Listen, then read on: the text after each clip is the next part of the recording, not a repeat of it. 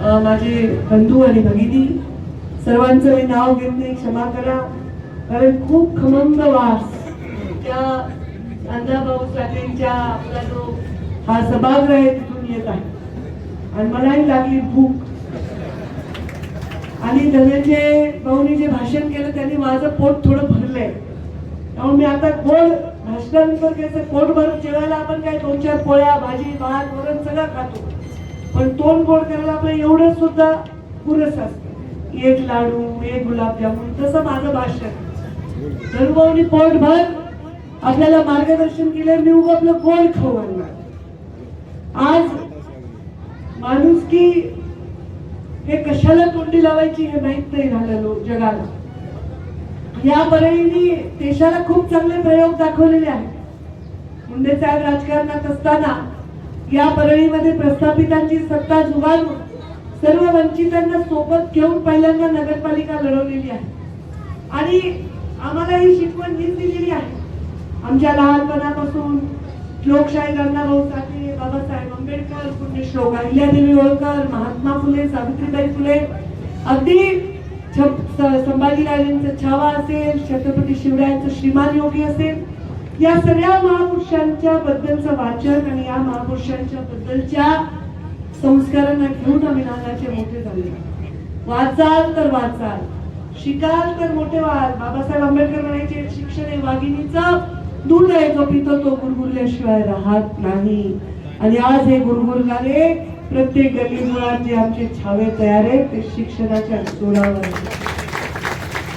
आणि अण्णाभाऊ साठेंनी पण सांगितलं, परदेशामध्ये जिवंतपणे त्यांना सन्मान मिळाला. पद्मश्री ताईंनी, धनंजय भाऊने हे सांगितलं, ज्याला परदेशामध्ये जिवंतपणे सन्मान मिळतो त्या माणसाला आपल्या देशामध्ये गल्लीबोळामध्ये देखील तो सन्मान मिळाला पाहिजे. आजही मिळतोय आणि भविष्यातही मिळाला पाहिजे.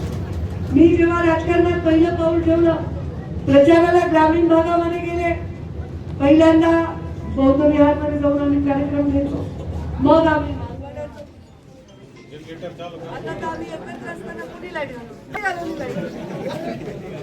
आवाज बरा यायला का? आम्ही त्याच्यानंतर बौद्ध विहारामध्ये जंगलवाड्यामध्ये जायचो. अशा करत करत करत आम्ही मग शेवटी प्रत्येक समाजाच्या बायकांना घेऊन गावाच्या मुख्य आठवड्याच्या वाड्यामध्ये जाऊन पैसे इथे राहिलेली बाहेर देशामध्ये बाबासाहेब आंबेडकरांनी देशाला रचना दिल्यानंतर प्रत्येकाच्या रक्तामध्ये लाल रंग जर सगळ्यांचा सारखा आहे तर जातीचे रंग का सारखे नाही का? प्रत्येक जण अजूनही देशाला स्वतंत्रता मिळूनही 75 वर्ष झाले तरीही आपण या पाबंदी मोडू शकलो नाही. हे माझ्या सगळ्या जीवाला प्रश्न पडत होते. आणि हे प्रश्न जर आपल्याला उत्तर शोधायचं असेल तर आपल्याला शिक्षण हा एकमेव मार्ग आहे. म्हणून शिक्षणामध्ये वंचितांना, पीडितांना आरक्षण देऊन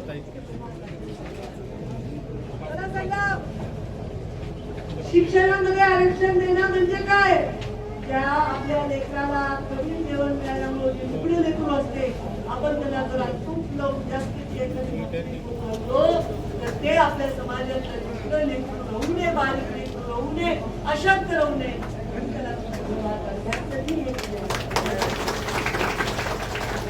मी लहान असताना मला काही वाईट वाटलं, मला मी लढायची, मी बाबाला सांगायची, असं झालं बाबा म्हणजे आपण त्याचं घर उन्हात बांधलं. मला त्याचं घर उन्हात बांधता येते. एखाद्या नंतर चुकीचं केलं, बाबा याचं घर उन्हात बांधलं. आणि उन्हात घर बांधायचं म्हणजे काय? जे घर आपल्याला उन्हामध्ये बांधलेलं असतं ते सावली देतं. जे उन्हामध्ये नेतृत्व उभं राहतं ते आपल्याला सावली देतं. मोठ्या नारळाच्या सावलीमध्ये जर तुम्ही उभं राहिले, तुम्हाला तुमची सावली दिसली का? तुमच्या घरामध्ये तुम्ही उभं राहिलं, तुम्हाला सावली दिसली का? तुम्हाला सावली तेव्हाच दिसते जेव्हा तुम्ही उन्हात कडकत्या उभं राहतात. तेव्हा अण्णाभाऊ साठे हे उन्हात उभे राहिले म्हणून आपल्याला ही सावली मिळालेली आहे. अजूनही आपल्यापर्यंत सावली. तेव्हा लोकांनी अवघ्या 16व्या वर्षी छत्रपती शिवरायांनी स्वराज्याची शपथ खाली. ती स्वराज्याची शपथ खाताना सगळ्या 18 माळकट जाती जमातीचे मावळे त्यांच्या खांद्याला खांदे उभे राहिले, म्हणून परकीयांच्या विरुद्ध आपण लढू शकलो, म्हणून स्वराज्याची स्थापना आपण करू शकलो. ती हिंदवी स्वराज्याची स्थापना होती, ती परकीयांपासून रक्षणाची स्थापना होती. त्यांनी अंगावर तलवारीचे घाव झेलले, म्हणून आपण स्वतंत्र देशामध्ये. महामानव बाबासाहेब आंबेडकरांनी रस्त्यावरच्या दिव्याखाली बसून अभ्यास केला, म्हणून ते तेवढे मोठे तज्ञ झाले, म्हणून त्यांनी घटना लिहिली, म्हणून आपण आज या देशामध्ये लोकशाहीने सगळ्यांना समान अधिकार दिलेला अधिकार आपण करतो.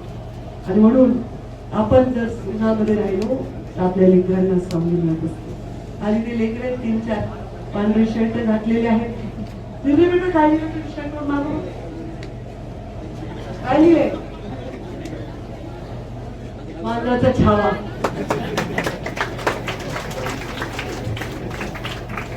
किती अभिमानाने त्यांनी त्याच्या शर्ट वर लिहिलेला आहे. आपल्या समाजाच्या आपण ज्या वर्गात जन्मलो त्या जातीचा अभिमान बाळगणाराच माणूस स्वतःही मोठा होत असतो, स्वतःच्या जातीला देखील मोठं होतं. हे छावे उद्या वाघ होतील आणि समाजाच्या सगळ्या गोष्टींपासून समाजाचं रक्षण करतील. हा आशीर्वाद एक मोठी म्हणून तुम्हा सर्वांनी देते.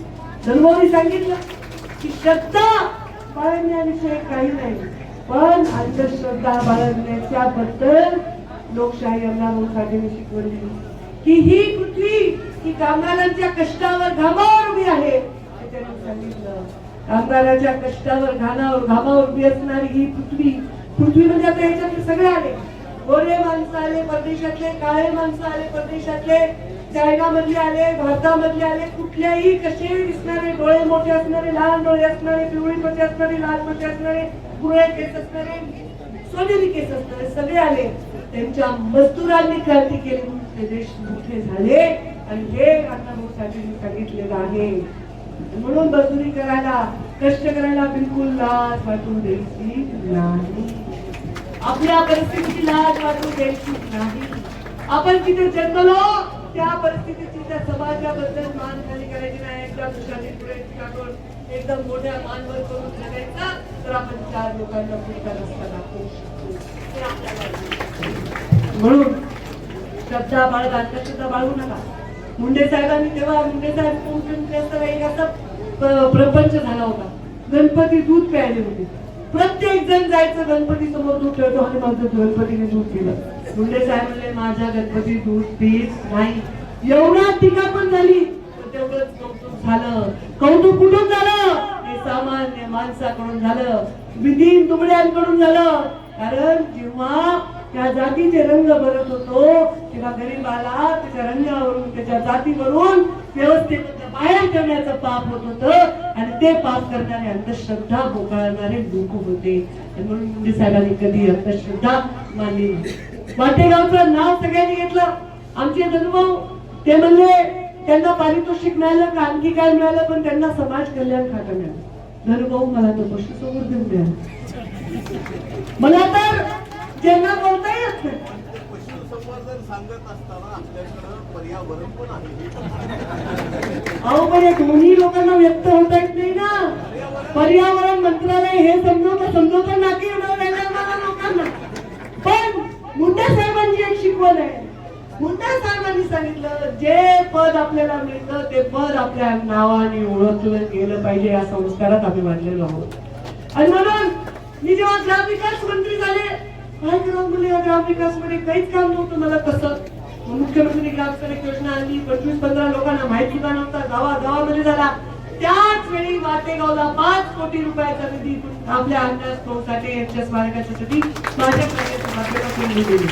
त्यावेळी मी सावित्रीबाई फुलेंच्या नायगाव या जन्मस्थळी निधी दिला. त्यावेळी मी जिजाऊंच्या जन्मस्थळी सिंदखेड राजाला निधी दिला. या श्रद्धास्थानांचा जे स्मारक आहे ते जगाला पुढच्या पिढीला. ज्या पशूंना बोलता येत नाही त्यांचं खातं माझ्याकडे, ज्या पर्यावरणाला व्यक्त होतात नाही त्याचं खातं माझ्याकडे. पण मी एक वचन देते तुम्हाला, अण्णाभाऊ साठेंच्या विचारांनी प्रेरित होऊन या परिस्थितीत सुद्धा या खात्यांचं नाव होईल असं काम करण्यासाठी मी झळझळत राहीन. तुम्हाला अभिमान वाटेल असं काम. हे पर्यावरण जे जागतिक आहे जिथे डोंगर कोसळत चालले, दर्या कोसळत चालल्या, पाणी संपत चाललंय, ऑक्सिजन कमी होत चाललंय, वृक्ष कमी झाले, याहीपेक्षा भयानक पर्यावरण माणसांचं चालू. हे माणूस पृथ्वीला आणि सृष्टीला रंग काय, हिरवे झाड आहे, निळं पाणी आहे, काळे डोंगर